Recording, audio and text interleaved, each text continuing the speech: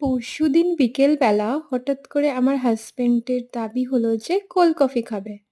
তাই আর কি বাইরে থেকে অর্ডার না করে ফ্রিজে ঠান্ডা দুধটা তাড়াতাড়ি বার করে নিলাম আর একটা ছোট মিক্সার জার বার করে নিলাম।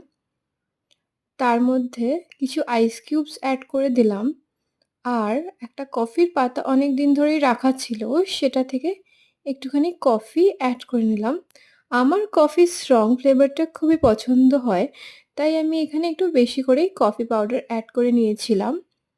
তারপর স্বাদ মতন চিনি আপনারা অ্যাড করে নিতে পারেন। আমার হাসব্যান্ড একটু মিষ্টি বেশি পছন্দ করে, তাই এখানে আমি ৩ চামচ চিনি অ্যাড করেছিলাম। আপনারা আপনাদের স্বাদ মতন অ্যাড করবেন।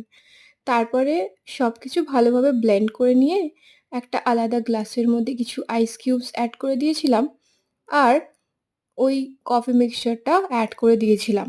তারপরে ডেকোরেশনের জন্য ওপর থেকে সামান্য কফি পাউডার অ্যাড করে দিয়েছিলাম। এটা সম্পূর্ণ অপশনাল, কিন্তু দিলে দেখতে ভালো লাগে। ব্যাস, এইভাবেই চিল্ড সার্ভ করে দিয়েছিলাম। খেয়ে খুবই ভালো লেগেছিল।